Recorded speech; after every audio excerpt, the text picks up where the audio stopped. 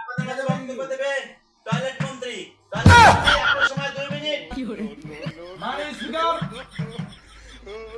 মাননীয় স্পিকার, আমার এলাকায় মাননীয় স্পিকার বারবার বলছি, মাননীয় স্পিকার আপনার ইয়ার আগে আমি বলেছিলাম যে আমার এলাকায় টয়লেট নিয়ে সমস্যায় আছি।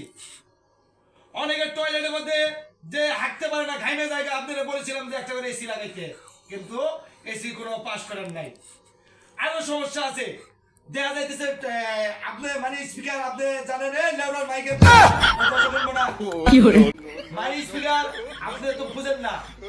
আপনারা আমি বারবার বলেছি যে টয়লেটে যাওয়ার সময় দেখা যাইতেছে অনেকে ঘাইমা জায়গা, এটা একটা সমস্যা।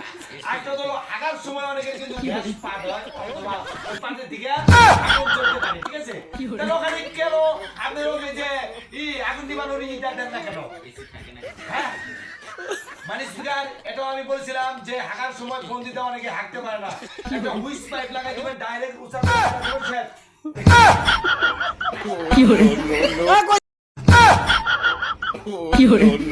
মানে স্পিকার আরেকটা কথা বলেন, মানে স্পিকার আপনি কি আমাকে বলেছিলাম যে আমাদের এলাকায় আমরা দেখা যাইতেছে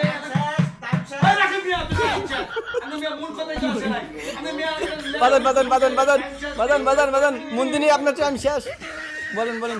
আমার কথা কি শুনেন, মানে স্পিকার টাইম টু বাক এই ডায়লগটা একটু শুনে ফেলতো কি করে। মানে স্পিকার দেখা যাইতেছে যে অনেকে টয়লেট নিয়ে অনেক ঝামেলা, আমাকে অনেকে রিপোর্ট দিয়েছে যে টয়লেট এই মানের নিচে 3 তলা করে দিতে হবে, ঠিক আছে? এটা এই আইনটা আপনি পাস করে দিবেন। আর টয়লেটের ভিতরে এই আমরা সুদা করে ধরেন ওটা নাকে কুত্তা করছেন, আর আপনি এই আইনটা আপনি পাস করে দিবেন, টয়লেটটা 100% কমপ্লাস হিসেবে টয়লেট করবে। অনেকেই পায়খানা করতে যায় পাক মারে, এটা বন্ধ করতে হবে। আমি পায়খানা করতে গেলে যদি পাক মারে ঘোড়া ধরে দেব কি করে। মারে স্পিকার কৃষ্ণ ডিসেন নেই কি করে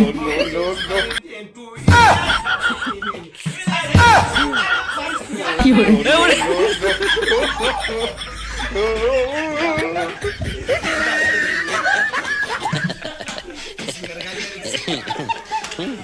কি করে